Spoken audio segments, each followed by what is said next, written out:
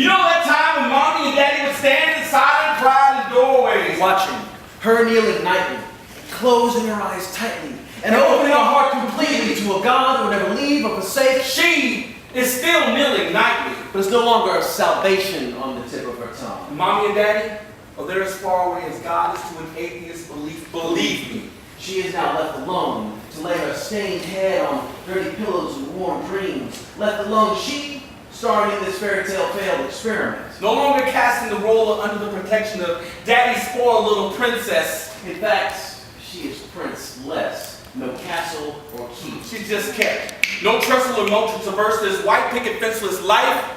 She's living devoid of hope and love. Nonetheless and more, living she is. She's crying in the language of this moment. This moment of his sweaty breath and callous gropes caressing her tears. This moment of his callous breath and sweaty gropes massaging her tears till they tumble and stumble over cheeks. No longer rosy, see, she's lost her bloom. She is a single petal, fallen in a field of forget-me-nots forgotten. Thorned and pricked till she can't even hold herself without hurting. She's been yanked and pulled from her own home just to be transplanted to a soul that now digs into her soul. Forced of a nature that is unnatural to her. And you wonder why. You ask me why? Why has she lost the inclination to lead her face in the direction of the light? It's because her sun has faded, has wet set long before her time. She lives this eclipsed existence in the shadows of aborted tomorrows. Still going in breach from the future that she was destined to live. You see, when someone steals you, they don't just take your body, they take the person you were supposed to be. Rip your feet from your path and blindfold your destiny. So she will never know what it's like to be called mommy. She will never know the love of a child. That little boy, that little girl that could have been, will never be. Their lives umbilically disconnected from before conception.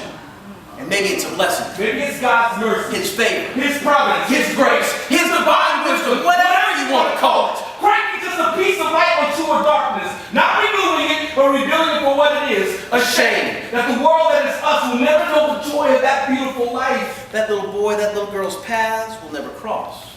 There'll be no casual glimpse across the crowded room of a stranger, invoking familiar cliches like, Haven't we met before? or, Don't I know you from see, somewhere? when you've been stolen, there's no such thing as 6 degrees of separation. It's just a lifetime gone. There's no chance, meeting. See, life is so fleeting. And whether or not you choose to believe it doesn't change the fact that it's true. We are all connected.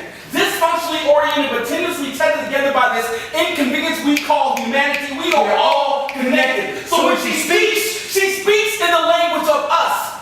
Her dialect is we. Her accent is you and I. No translation or intercession is necessary. The language of human suffering is universal. See, we should all become more fluent in compassion and understanding. So that the next time that she prays or cries or speaks, So the next time she craves, cries, or speaks, maybe then